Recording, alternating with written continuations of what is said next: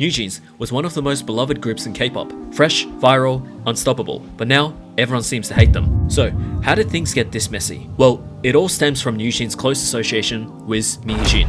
Min Hee-jin has come across as unpredictable and emotionally volatile, especially following a press conference she held in response to HYBE's allegation that she attempted to take control of a door. During the conference, she grew emotional, crying, raising her voice, and using vulgar language, which I see it as a manipulative tactic to garner public sympathy. For a person of her position, it's crazy to think that she can't control her emotions in public space like this. It's honestly fishy. Her deflective tactics are honestly hard to ignore. When HYBE launched the audit against her, rather than addressing the allegations directly, she redirected their attentions by bringing up multiple other K-pop groups, shifting the focus from her own actions to unrelated issues. She claimed that she was being audited because HYBE was trying to undermine NewJeans' success by debuting Islet, who plagiarized their concept, and LE SSERAFIM was being favored in order to debut them before NewJeans, despite prior assurance to the contrary, and wasn't being supported adequately. When someone starts using deflection, pointing fingers instead of addressing the issue, it creates an endless loop. The original problem gets buried under layers of distraction and nothing ever gets resolved. It just becomes a cycle of blaming shift, making it harder for the public to know what's true and who's actually accountable, and it's the biggest headache when someone does this. And this move from Min Hee-jin mentioning other HYBE groups to me felt like she wanted to frame NewJeans as the underdog, suggesting they were being overlooked or unfairly treated in favor of other HYBE groups in order to gain public sympathy. And look, when you use scapegoating tactics, it never really looks good, especially when it involves name-dropping another popular K-pop group. It not only appears deflective, but also risks backlash from the group's fanbase, making the situation even more volatile. A lot of her statements have contradictions, making her a sus person. During the initial conference, she repeatedly emphasized that her actions weren't driven by money, claiming she would never act out of financial interest, and that her true priority has always been artistic integrity. But when she was removed as CEO from Adore and offered a position as producer, she declined. Yeah, I know CEOs obviously get way more creative freedom over a producer, but she was the one that said she's here for the artistic integrity,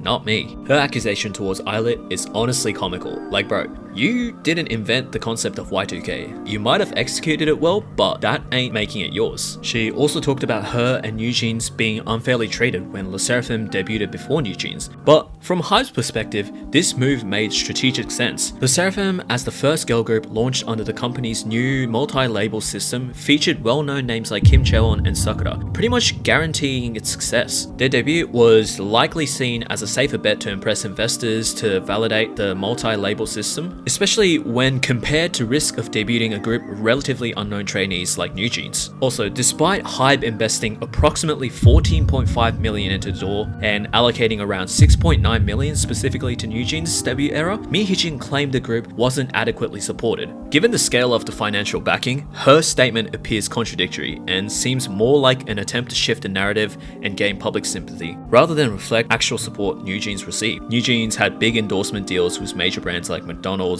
Indomie, Apple, and Coca-Cola. Literally, I've never seen big artists in the West cop this many major brand deals. Like, you guys are receiving the most luxurious treatment in the entertainment industry, and they show lack of appreciation but greed. She is also someone who's not really known for their good ethics. Dispatch released an article accusing her of workplace bullying and backing a male executive in a sexual harassment case. It's reported that she handled this situation pretty terribly by undermining the victim's claim and mocking her. Like, I'm not gonna say believe every accusation you see, but as a CEO who is overseeing an entire company, you need to have basic human integrity and respect for any workplace issues. The person who accused Min Hee-jin claimed that she tried to resolve this issue, but rather than apologizing, Min Hee-jin filed a lawsuit against her. What is going on? If this shit is true, like, I hope the victim receives the justice she deserves. Honestly, I'm surprised the victim tried to resolve the issue multiple times. Like, I would've went straight to court if my claims were ignored the first time. Amid the growing conflict between Adore and HYBE, with Islet and LE SSERAFIM also being caught in the crossfire, NewJeans publicly acknowledged the drama during their Music Bank Awards acceptance speech, showing their support to Min Hee-jin,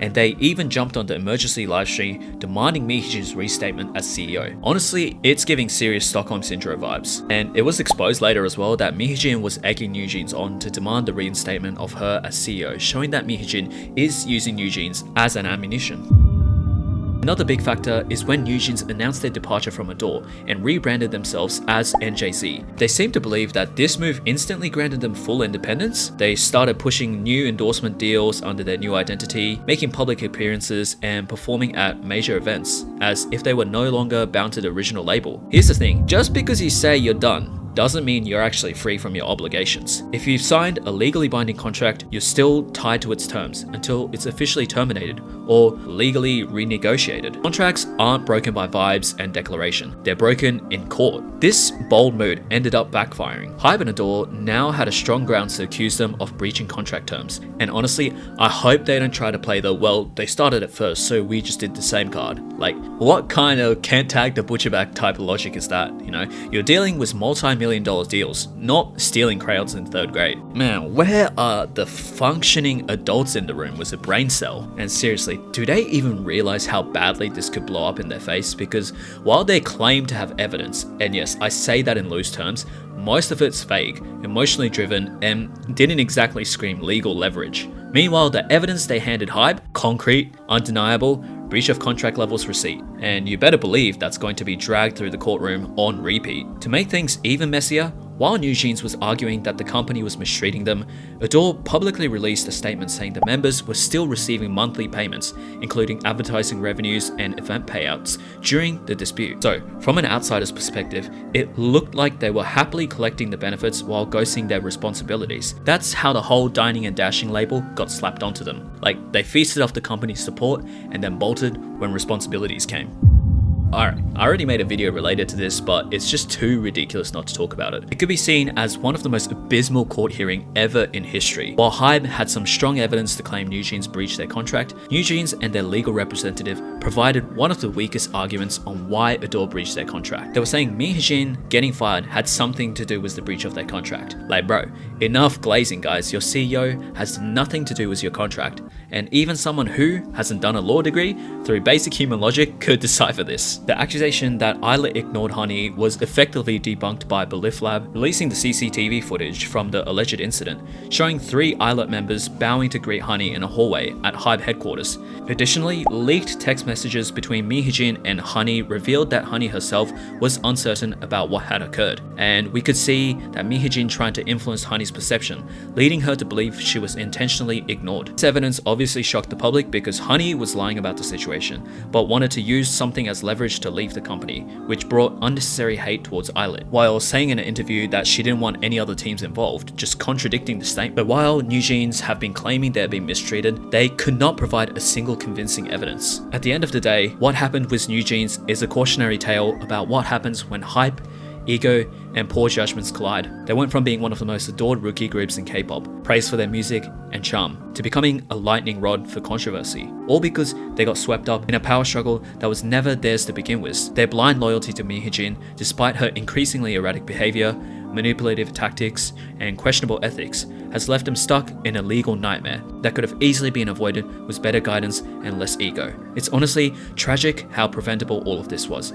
If someone, anyone, in their circle had taken a step back and said, hey, maybe don't rebrand yourselves and break contract on vibes alone, they wouldn't be in this mess. But instead, they chose to align themselves with a leader whose personal vendetta overshadowed the bigger picture, their own careers. And while fans want to paint NewJeans as victims of corporate mistreatment, the facts don't exactly support the narrative. Millions were invested into them. They had luxury brand deals that most artists dream of, and they were pushed as a top-tier act from day one. That's not mistreatment. That's industry privilege. So, where does that leave us? With a group whose legacy is now tied just as much as the legal drama and poor decision making as it is to their career, with fans divided, the industry watching closely, and a court case that could change the way idols' contract are viewed going forward. NewJeans might have had the world at their feet, but in the end, they tripped over their own choices.